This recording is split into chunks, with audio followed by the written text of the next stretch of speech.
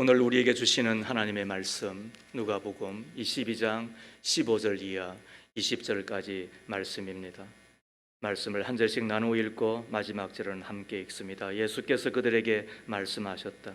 내가 고난을 당하기 전에 너희와 함께 이 유월절 음식을 먹기를 참으로 간절히 바랐다. 내가 너희에게 말한다. 유월절이 하나님의 나라에서 이루어질 때까지 나는 다시는 유월절 음식을 먹지 않을 것이다. 그리고 잔을 받아서 감사를 드리신 다음에 말씀하셨다. 이것을 받아서 함께 나누어 마셔라. 내가 너희에게 말한다. 나는 이제부터 하나님의 나라가 올 때까지 포도나무 열매에서 난 것을 절대로 마시지 않을 것이다. 예수께서는 또 빵을 들어서 감사를 드리신 다음에 떼어서 그들에게 주시고 말씀하셨다. 이것은 너희를 위하여 주는 내 몸이다. 이것을 행하여 나를 기억하여라. 그리고 저녁을 먹은 뒤에 잔을 그와 같이 하시고서 말씀하셨다. 이 잔을 너희를 위하여 주는 내 새 언약이다. 이는 하나님의 말씀입니다. 하나님 감사합니다. 아멘. 나는 감사의 사람입니까? 라는 제목으로 맥주 감사 주일 하나님의 말씀을 함께 나누기를 소망합니다.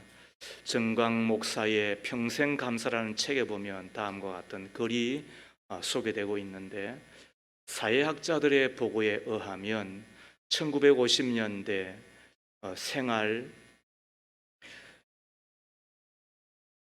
생활에 필요한 용품이 72가지쯤 되었대요. 그런데 그 가운데 필수품으로 없어서는 안 되는 것으로 여겼던 것이 18가지였답니다. 그런데 오늘날 현대인들의 생활 필수품은 500가지 이상이고, 그리고 절대적으로 없어서는 안 되는 용품이 50가지가 넘게 되었다는 것입니다. 수치적으로 보면 현대인들이 60년, 70년 전 사람들보다도 더 풍족하잖아요. 그러면은 더 행복할까요? 더 감사할까요? 오늘날 우리는 전과 비교할 수 없는 엄청난 문화적 혜택을 누리고 있는 사람들이고, 먹고 살 것이 없어서 궁색하게 생활하던 그때에 비하면 우리는 엄청난 풍요 가운데서 생활하고 있다고 생각이 됩니다.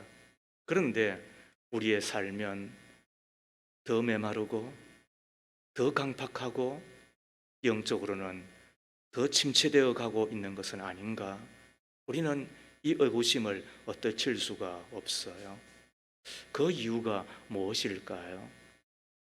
음식에 적은 것이지만은 소금이 들어가지 않으면 전혀 맛이 안 나는 것처럼 우리의 삶에 이 행복이 없는 이유가 어쩌면 감사가 빠졌기 때문에, 감사가 메말랐기 때문에 그런 것은 아닌가 생각을 해봅니다. 우리는 여기에서 도전을 받는 것입니다. 우리가 행복해지려면 감사의 눈을 떠야 된다는 것입니다. 많이 가졌다고 해서 감사한 것이 아니라 감사하는 자만이 행복할 수 있기 때문이지요. 그리고 이 행복은 소유의 크기가 아니라 감사의 크기에 비례하는 것 아니겠습니까? 그런 의미에서 감사는 행복의 문을 여는 열쇠와 똑같은 것입니다. 그래서 칼 힐티는 그의 행복론에서 이렇게 말합니다. 감사하라, 그리하면 젊어진다. 감사하라, 그러면 발전이 있다. 감사하라, 그러면 기쁨이 있다. 그랬습니다. 지극히 적은 일에도 감사는 우리가 되어야 될 이유는 다른 데 있지 않아요. 우리 자신을 위한 것입니다. 오늘 우리는 나는 감사하는 사람입니까? 라는 제목으로 함께 하나님의 말씀을 우리가 나누고 있는데, 예수님의 삶 가운데서 예수님께서 보여주셨던 이 감사를 살피는 가운데 감사가 나의 것이 되기를 바라고, 그리하여 그 감사로 말미암아 더 큰 감사를 체험하며 살아가는 우리일 수 있기를 빕니다. 첫 번째, 예수님은 지금의 있는 것으로 감사하셨습니다. 예수님은 무엇에 감사하셨다고요? 지금의 있는 것을 보시고 그것 때문에 감사하셨어요. 오병이어의 기적의 현장으로 한번 가보십시다. 요한복음 6장입니다. 예수님께서 베세다 들녘에서 모여드는 사람들에게 하늘의 진리 또 복음의 메시지를 전거하잖아요. 날이 저뭅니다. 저들에게 먹을 것을 나누어 주자고 이야기합니다. 그때 제자 빌립은 200데나리온의 돈이 있어도 부족하지 않겠습니까? 라고 이야기를 합니다. 이때에 안드레가 나타나죠. 그리고는 오병이어 뭐예요? 5마리의 고기와 2개의 떡덩어리를 가진 어린아이의 아마 도시락 같습니다. 그 아이를 데리고 예수님께 오잖아요. 그러면서 하는 이야기가 이 많은 사람들에게 이것이 무슨 도움이 되겠습니까? 사실을 이야기했습니다. 그때 우리 예수님이 하신 말씀을 우리는 들어볼 필요가 있습니다. 사람들을 질서정연하게 자리에 앉히고 비록 적은 음식이었지만 예수님은 그것을 가지고 오게 하시고 그리고는 감사의 기도를 드립니다. 요한복음 6장 10절 이하 13절 말씀을 우리가 화면에서 보게 되는데 함께 읽습니다. 시작. 예수께서는 사람들을 앉게 하여라 하고 말씀하셨다. 그곳에는 풀이 많았다. 그래서 그들이 앉았는데 남자의 수가 5,000명쯤 되었다. 예수께서 빵을 들어서 감사를 드리신 다음에 앉은 사람들에게 나누어 주시고 물고기도 그와 같이 해서 그들이 원하는 대로 주셨다. 그들이 배불리 먹은 뒤에 예수께서 제자들에게 이렇게 말씀하셨다. 남은 부스러기를 다 모으고 조금도 버리지 말아라. 혹시 더 없느냐? 혹시 가지고 있는 아이가 사람이 없느냐라고 주께서는 묻지 않으셨어요. 매우 보잘것없는 오병이에 불과하셨잖아요. 그런데도 불구하고 그것을 가지고 어떻게 하셨다고요? 감사의 기도를 드리시고 그리고는 나누어 주자 말 그대로 오병이어의 기적이 나타났습니다. 저는 제 아내를 만나면서 제일 먼저 했던 이야기가 우리가 2주간 만나지 말고 우리가 정한 시간에 기도하자 그랬어요. 그래서 그 시간이 새벽 몇 시 몇 분이었어요. 그리고는 약속한 시간이 지나고 2주 후에 만났습니다. 그리고는 제 아내한테 했던 첫 마디가 이거였습니다. 하나님의 말씀을 보니까 칠병이어를 가지고도 7강주리가 남고 오병이어를 가지고도 12강주리가 남습니다. 제 아내가 그 말귀를 알아듣는지 모르지만 제가 그것이 저의 프로포즈였습니다. 그리고 하나님은 적게 시작하였지만 적게 가졌지만 어쩌면은 적은 2사람에 불과하였지만 하나님은 우리 가정과 그리고 우리의 2사람에게 기적을 베풀어 주셨습니다. 저는 그때 가졌던 결혼에 대한 생각이 뭐냐? 반드시 손해보고 결혼해야 된다. 그것이 저의 생각이었습니다. 예수께서 나에게 모든 것을 주셨다고 한다면 내가 이것마저도 손해를 보지 아니하고 어떻게 하겠느냐였습니다. 그래서 하나님께서 저에게 응답으로 주신 것이 무엇이었다고요? 7병이요. 7개의 떡과 2마리의 고기를 가져도 7강주리밖에는 안 남았지만 그러나 5개의 떡과 2마리의 작은 고기를 가져서도 12강주리가 남았습니다. 이게 뭐였다고? 저의 프로포즈였다니까요. 인간 시장에 나와야 될 이야기잖아요. 그런데 하나님이 지난 날들의 제 삶을 되돌아보면 예, 모든 것이 다 있는 것은 아니었으나 그러나 부족하지 않게 하셨다, 아쉬움이 없게 하셨다, 저의 고백일 수밖에는 없는 거잖아요. 대부분의 사람들은 자신에게 있는 것을 보지 못하고 다른 사람이 가진 것만 보기 때문에 원망하고 불평하잖아요. 감사하지 못하잖아요. 주신 것에 감사하지 못하면 어찌 그것이 천국 인생이라고 이야기할 수 있겠어요? 하나님은 공평하십니다. 너에게 있는 것 나에게 없다 하더라도, 그러나 너에게 없는 것 나에게 주셨잖아요. 그것이 하나님의 공평하심이잖아요. 그것이 믿음의 눈으로 우리가 보는 비밀의 세계이잖아요. 그래서 우리는 없는 것 인정해요. 안 주신 것 받아들여요. 때가 아니고 혹은 그릇이 안 되니까, 또 혹은 내한테 필요 없으니까 안 주시는 하나님. 그러나 그에게 없는 것 가운데 하나님이 나에게 주셨잖아요. 저도 긴 인생을 살지는 않았지만은 그러나 정직하게 예수를 믿으려고 40년을 달려왔고, 그리고 여러분들보다는 사람을 대하는 저의 관점은 틀려요. 그러면서 살폈습니다. 하나님은 공평하십니다. 하나님은 공평합니다. 그래서 무게를 달면 결코 뭐 더하다 덜하다의 문제가 아니에요. 꺽꺽거리며 그렇게 살게 해주지 않게 주셨더라고요. 그게 우리 예수님의 감사 생활이시잖아요. 지금 있는 것에 감사였더니 오병의 기적이 나타나잖아요.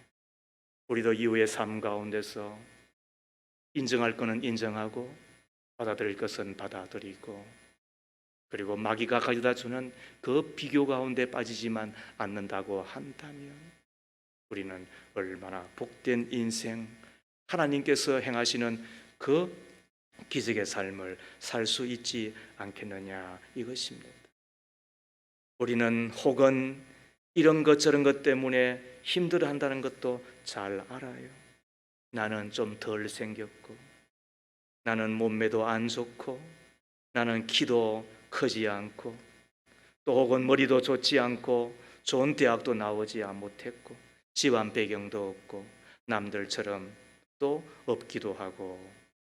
그러나 그럴 때마다 하나님께서 바라보시며 우리 가운데 말씀하시는 주님의 견 음성을 들을 수 있다고 한다면, 나는 너가 좋아. 이게 하나님의 말씀이잖아요. 나는 너가 좋아. 이게 하나님 우리에게 말씀하시잖아요. 너는 내가 만든 작품이야. 이렇게 말씀하시잖아요. 오늘 이 시간 앞뒤 분들에게 이야기 한번 해주십시오. 당신을 보니까 너무 멋져요. 여러분, 그렇지 않아요. 하나님이 만드셨으니까 우리가 하나님의 눈으로 우리를 바라보며 하나님이 좋아해 주시는 대로, 하나님이 만드신 대로 우리가 감사하며 살아가는 저와 여러분 될 수 있기를 주의 이름으로 축복합니다. 두 번째로, 예수님은 실패 속에서도 감사하셨습니다. 예수님은 이 땅에 오실 때에 하나님의 아들로 오셨다고는 하지만, 그러나 여전히 그분은 하나님 자체셨습니다. 그렇다고 해서 예수님의 삶이 항상 성공으로 이루어졌느냐? 그렇지 않아요. 특히 예수님은 잃어버린 자를 찾아라 이 땅에 오셨잖아요. 그리고 여러 마을을 돌아다니며 생명의 복음을 전하였잖아요. 그런데 예수님이 복음을 전하였다고 해서 다 예수를 믿으셨나요? 그렇지 않아요. 예수님께서 심을 기울여 동족인 유대인들을 위하여 복음을 전하셨죠. 그런데 유대인들은 도리어 예수님을 배척하고 예수님을 박해하고 예수님을 핍박하셨어요. 그때 예수님은 저들을 보시며 얼마나 안타까워하시는지 몰라요. 마태복음 11장 20절과 21절을 함께 읽습니다. 시작. 그때 예수께서는 자기가 기적을 많이 행한 마을들이 회개하지 않으므로 꾸짖기 시작하셨다. 고라시나 너에게 화가 있다. 베세다여 너에게 화가 있다. 너희 마을들에서 행한 기적들을 두루와 시돈에서 행하였더라면 그들은 벌써 굵은 베옷을 입고 죄를 쓰고서 회개하였을 것이다. 다른 한편으로 말하면은 우리 예수님도 전도에 성공 못 하셨어요.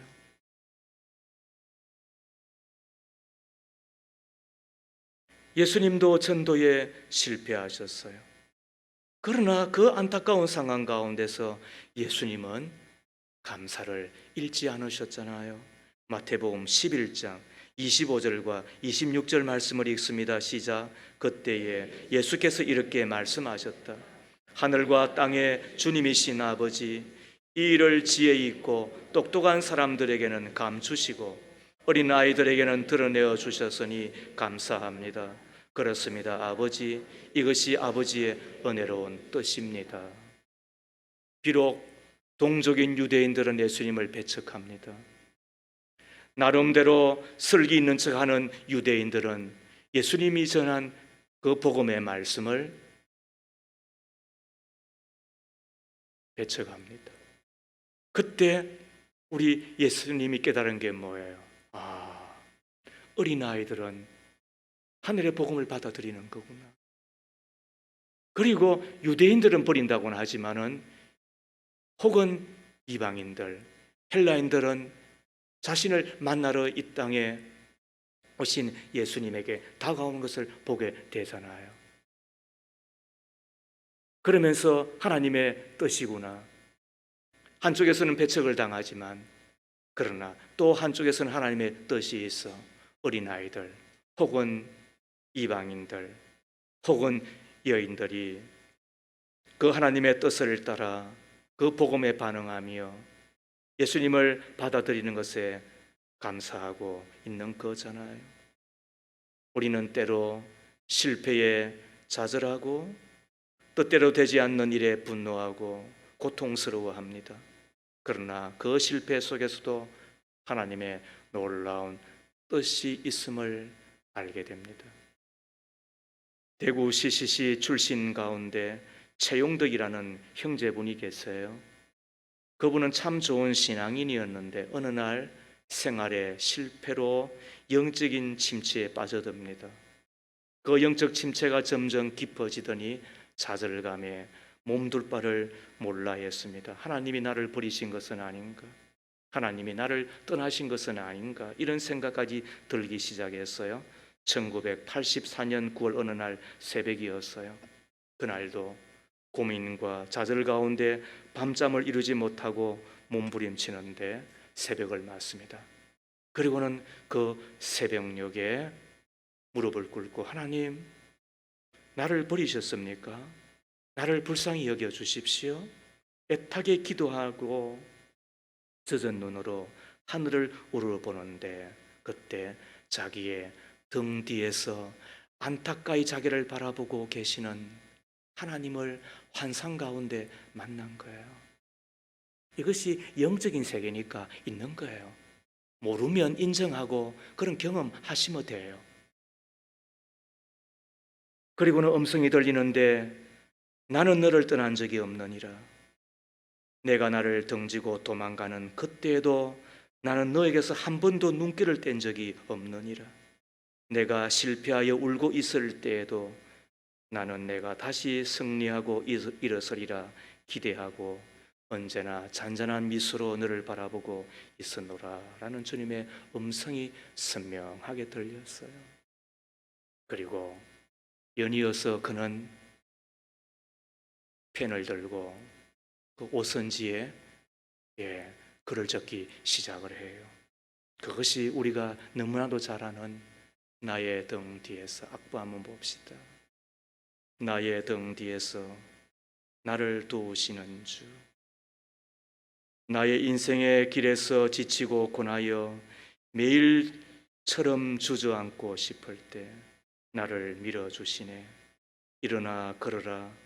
내가 새 힘을 주리니 일어나 너 걸어라. 내 너를 도우리. 우리도 그럴 때 있잖아요. 우리 인생의 길에서 간혹 지치고 고나여 주저앉고 싶을 그때 밀어주시는 하나님을 만나잖아요. 2절을 보세요. 나의 등 뒤에서 나를 도우시는 주, 평안히 길을 갈 땐 보이지 않아도 지치고 고나여 넘어질 때면 다가와 손 내미시네. 우리가 성공했을 때는 잘 모르잖아요. 달려갈 때는 안 보이잖아요. 그러나 지치고 고나여 넘어질 때 다가와 손을 내미시는 하나님을 보게 되는 거잖아요. 3절을 보십시오. 나의 등 뒤에서 나를 도우시는 주, 때때로 뒤돌아보면 여전히 계신 주, 잔잔한 미소로 바라보시며 나를 재촉하시네. 앞만 바라보고 달릴 때는 우리는 하나님 안 보이잖아요. 그런데 때때로 우리가 뒤돌아볼 때가 있잖아요. 그때 여전히 계신 주님, 잔잔한 미소로 바라보시며 나를 재촉해 주시는 주님을 만나는 때가 언제라고요? 바로 고나여 지칠 때, 내가 실패하였을 때, 내가 고통을 당할 때, 그렇잖아요. 이것이 우리 예수님이 실패 가운데서도 감사할 수 있었던 것임을 우리가 기억하는 시간이잖아요. 독일에 전해오는 설화 가운데 이런 이야기 하나가 있습니다. 마을에 농부들이 날씨가 고르지를 못해서 농사 짓기가 너무너무 괴로웠는가 봐요. 그래서 저들이 하나님 앞에 기도하기를, 하나님, 우리가 비를 요구할 때 비를 주실 수는 없나요? 우리가 햇빛을 요구할 때 햇빛을 주실 수는 없나요? 이런 기도에 하나님께서 응답하셔서, 그래, 너희의 기도에 내가 응답하겠다, 이렇게 약속을 하셨어요. 그러자 농부들이 신이 나서 부지런히 씨를 뿌렸죠. 그리고는 기도합니다.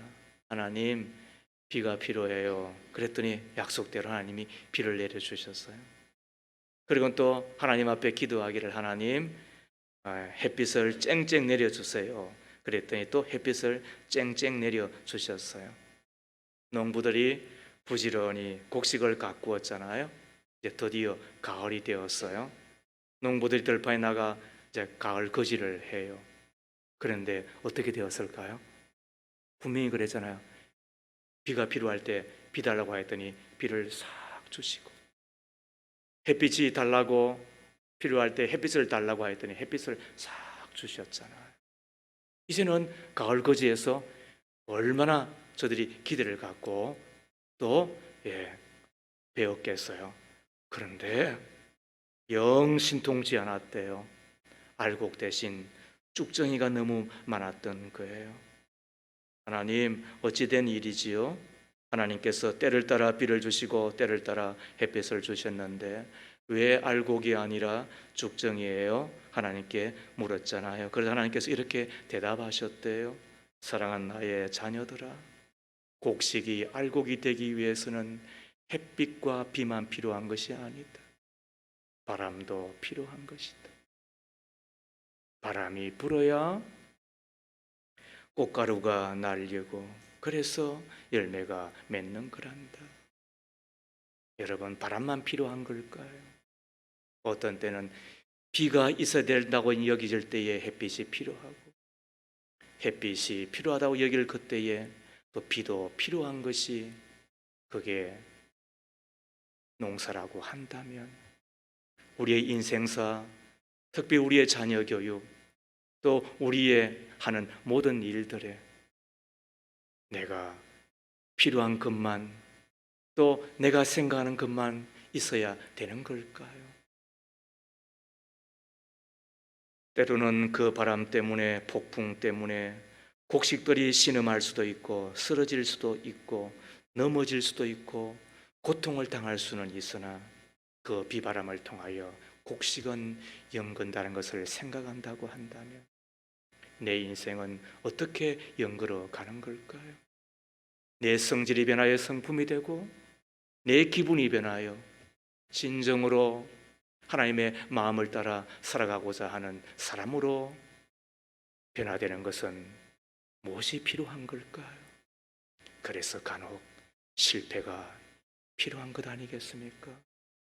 그 실패를 우리는 자원한 사람은 아니라 할지라도 그러나 그 실패를 통하여 하나님을 더욱더 찾게 되고 하나님을 가까이 만나기도 하며 혹은 내가 변하여 사람이 되고 인물이 되고 그래 하나님의 사람으로 나아가게 되는 것은 아닌가요? 그러고 보면 참 우리는 성공 때문에 망하는 것이지 실패 때문에 우리는 진짜 실패한 사람은 아닌 듯해요. 그래서 그 실패를 축복된 변장된 축복이라고 하는 이야기를 듣게 되는 것입니다. 예수님은 어느 가운데서도 감사하셨다고요. 실패 가운데서도 감사하셨습니다. 이것이 우리의 감사일 수 있기를 주의 이름으로 축복합니다. 세 번째, 예수님은 슬픔의 자리에서도 감사하셨습니다. 요한복음 11장에 가보면 나사로의 무덤이 나오지요. 예수님은 너무 바쁘셔서 그렇게도 사랑하던 나사로였음에도 불구하고 그가 죽은 지 나흘이 되었어야 무덤에 도착합니다. 이미 나사로의 몸에는 냄새가 납니다. 예수님은 그의 죽음을 너무 안타까워하셔서 눈물을 흘리시지요. 사람들에게 죽음은 이미 모든 것이 끝난 절망을 의미하였습니다. 슬픔과 애통이 가득한 자리였습니다. 그런데 예수님은 그곳에서 뜻밖의 말씀을 하십니다. 나사렛의 무덤 앞으로 나아가 돌을 옮겨 놓으라. 요한복음 11장 39절이지요. 그리고는 이렇게 기도합니다. 아버지, 내 말을 들어주신 것을 감사합니다. 예수님은 비극적이고 절망적인 상황 앞에서 먼저 하나님 감사합니다. 이런 뜻밖의 기도를 하십니다. 죽음을 넘어선 부활의 생명을 나사를 통하여 보셨기 때문 아닐까요? 우리들이 죽음 앞에서도 찬송할 수 있는 이유는 그래서 전도폭탄 훈련을 우리가 하면 약 45분의 복음 메시지를 다 외웁니다. 그 시작은 두 가지 질문부터 시작이 되잖아요. 오늘 밤 당신이 세상을 떠나신다면 천국에 들어갈 것을 확신하십니까? 병상에서 지금 혹은 이런 저런 병으로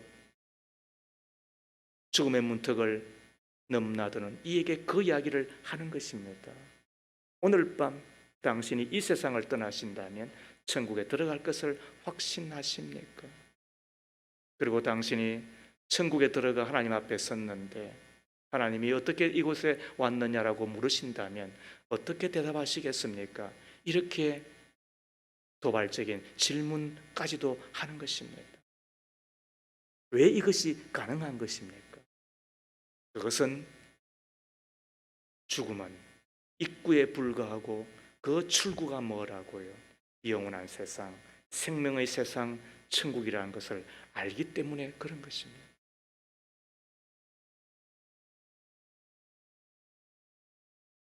동영상을 하나 보기를 원하는데 1892년 낯선 한국 땅에 도착한 선교사 부부의 이야기입니다. 우리는 이 선교사가 당한 그 슬픔, 그러나 그 슬픔 가운데서도 찬송할 수 있었던 이유를 함께 영상에서 생각해 보았으면 좋겠습니다.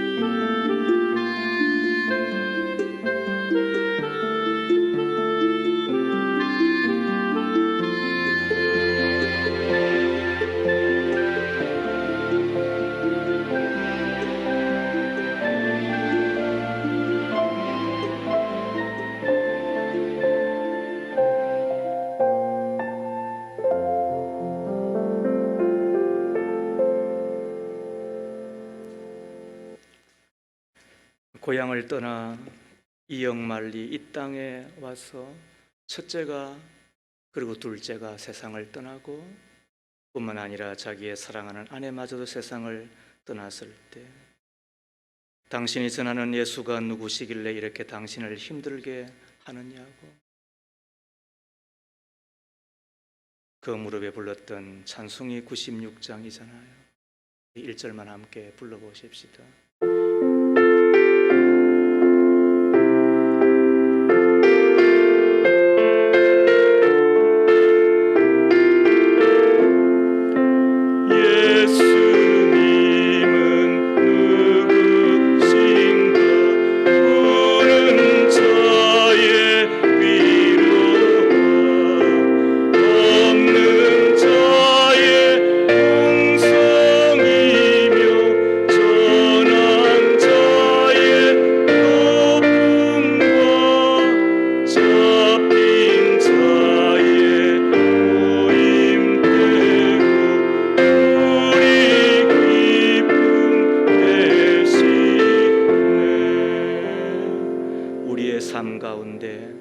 원치 않는 슬픔의 파도가 밀려올 때가 분명히 있습니다.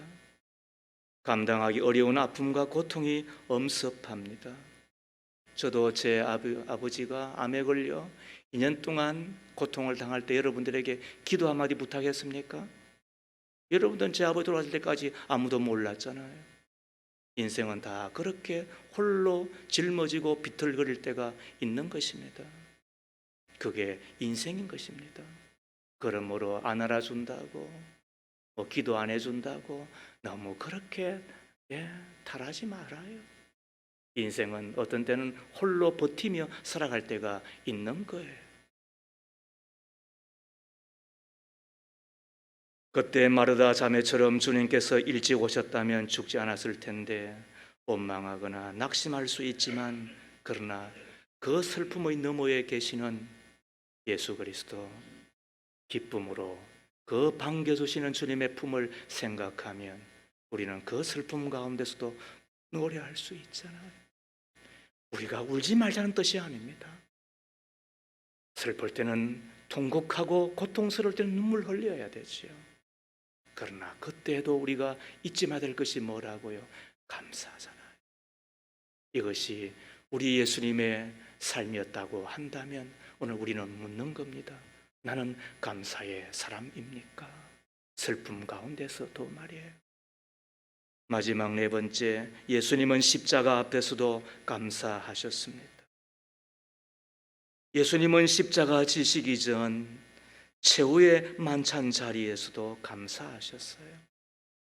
33살의 나이에 죽어야 되는데 그것도 당시에 가장 무서운 사형 틀이었던 십자가에 달려 죽으셔야 되는데 지금은 15시간 후이면 죽음을 맞이해야 되는데 그 죽음 앞에서 두려움이 만감을 교차하여 밤새도록 기도하셨던 예수님을 우리는 기억하잖아요. 내 마음이 괴로워 죽을 지경이다. 나의 아버지 할 수만 있으시면 이 잔을 내게서 지나가게 해 주십시오. 그렇게 몸부림치셨던 예수님이시잖아요. 그렇지만은 예수님은 그 십자가를 외면하거나 그 십자가를 등지지 아니하시고 십자가를 누구보다도 앞장서셔서 향하여 걸어가셨고 그리고는 오르셨잖아요. 바로 그 15시간 전 오늘 읽었던 이 본문에서 우리는 기가 막힌 예수님의 또 한 장면을 보게 됩니다. 그게 뭐예요? 그게 감사예요. 자, 다시 띄워보세요. 누가복음 22장 15절 이하 20절을 같이 읽습니다. 시작. 예수께서 그들에게 말씀하셨다. 내가 고난을 당하기 전에 너희와 함께 이 유월절 음식을 먹기를 참으로 간절히 바랐다. 내가 너에게 말한다. 유월절이 하나님의 나라에서 이루어질 때까지 나는 다시는 유월절 음식을 먹지 않을 것이다. 그리고 잔을 받아서 감사를 드리신 다음에 말씀하셨다. 이것을 받아서 함께 나누어 마셔라. 내가 너에게 말한다. 나는 이제부터 하나님의 나라가 올 때까지 포도나무 열매에서 난 것을 절대로 마시지 않을 것이다. 예수께서는 또 빵을 들어서 감사를 드리신 다음에 떼어서 그들에게 주시고 말씀하셨다. 이것은 너희를 위하여 주는 내 몸이다. 이것을 행하여 나를 기억하여라. 그리고 저녁을 먹은 뒤에 잔을 그와 같이 하시고서 말씀하셨다. 이 잔은 너희를 위하여 흘리는 내 피로 세운 새 언약이다. 19절 20절 말씀은 펴놓으세요. 우리 예수님은 지금 곧 십자가에 달리세요. 그것도 무지막지한 십자가에서 달리세요. 그리고는 그 전 우리가 소위 말하는 최후의 만찬, 성만찬을 배설하시고, 그리고는 빵을 떼어 떡을 떼어 나누어 주며 뭘 해요? 감사를 해요. 그리고는 잔을 나누어 주면서도 감사를 해요. 이게 가능한가요? 안 가능하잖아요. 그럼 믿음은 뭐예요? 예수 따라하게 하는 거잖아요. 자, 그래서 필요한 게 뭐예요? 해석이고 적용인 거예요. 그거 없이 성경 맨날 첫날만 읽어도 아무 필요 없어요, 여러분. 제가 여러분들과 함께 했던 그 작업이 우리가 말씀 읽었으면 해석하고 그 해석한 말씀을 내 삶에 적용시키고, 그럼 어떻게 하자? 우리가 살아보자는 거 아니에요.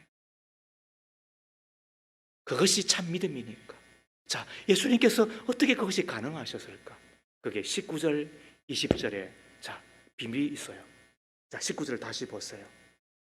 예수께서는 또 빵을 들어서 감사를 드리신 다음에 떼어서 그들에게 주시고 말씀하셨다. 이것은 너희를 위하여 주는 내 몸이라. 당신이 지금 몸이 찢어져요. 당신이 지금 십자가, 그것이 어떤 의미인 줄 알아요? 몸이 찢어지는 거예요. 그리고 20절을 보세요. 그리고 저녁을 먹은 뒤에 잔을 그와 같이 하시고 말씀하셨다.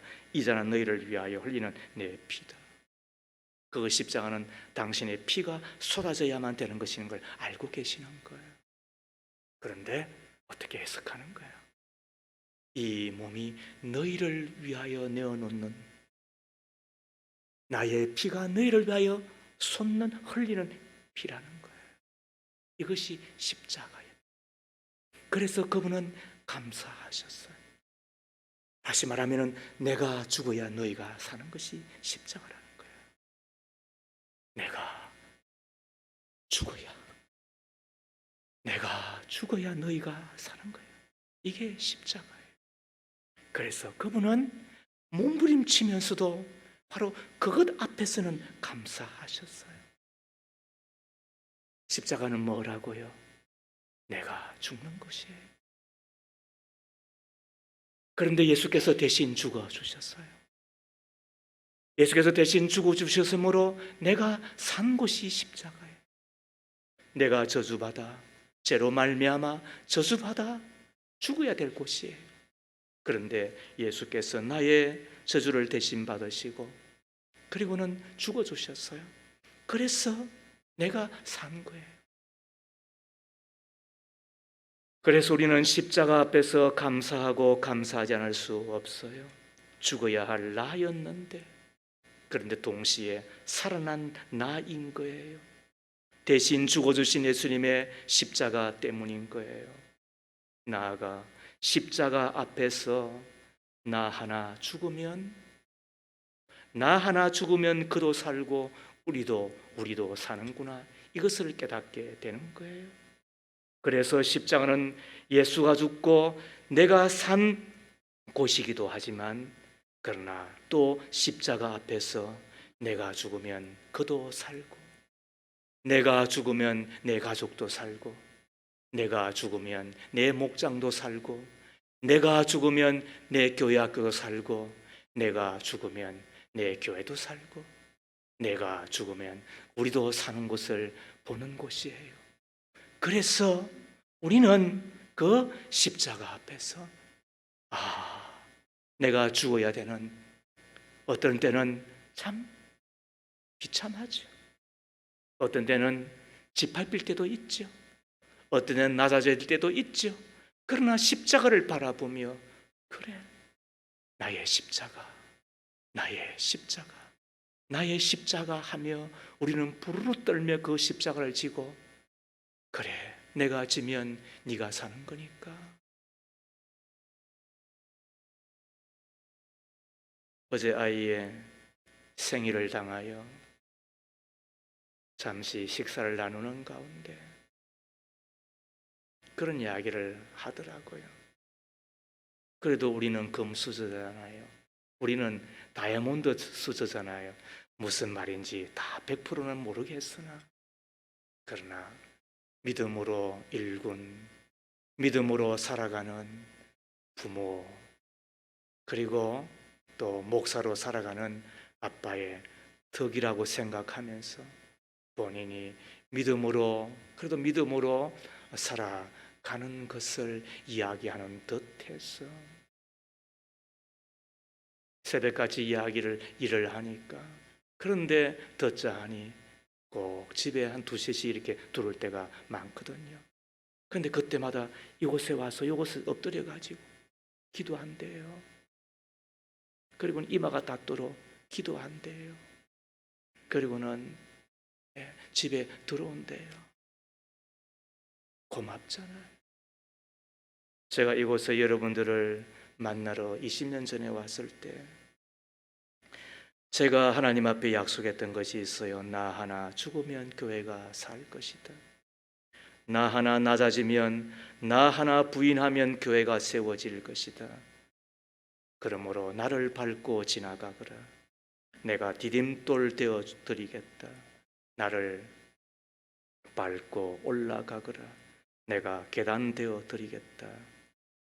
그리고는 20년이 흘렀습니다.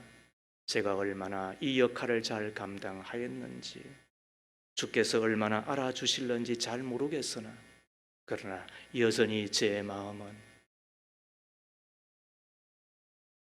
십자가는 예수가 죽고 내가 산 곳이므로 그 십자가 앞에서 내가 죽어야지, 내가 죽어야지, 내가 죽어야지. 나 죽으면 그가 살고 나 죽으면 우리가 살 것이니까 그 마음 놓치지 않고 있다는 것은 알아주셨으면 좋겠습니다. 여러모로 부족하고 더 잘하지 못하는 것 때문에 안타까움이 있습니다. 그 안타까움은 9월에 모든 이야기를 다 드리겠습니다. 아무튼 나 하나 죽으면 우리가 사는 것이기 때문에 그 이야기를 우리는 생각하며 오늘 예수의 이 이야기를 듣는 것입니다. 예수님은 모든 것을 감사함으로 연결하잖아요. 지금 있는 것에 감사하셨습니다. 없는 것을 바라본 것이 아니라 있는 것에 자족하며 감사하셨습니다. 예수님은 실패 속에서도 감사하셨습니다. 슬픔의 그 자리에서도 감사하셨습니다. 심지어 십자가 앞에서도 감사하셨습니다.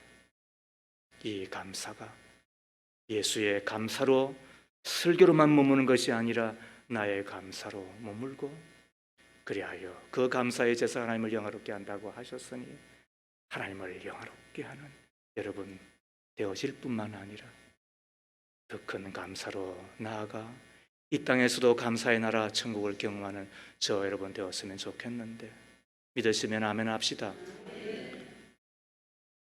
사랑의 하나님, 2024년 상반기 동안 우리와 함께 계셔서 항상 좋은 것을 주신 하나님 앞에 감사를 드리지 않을 수가 없습니다.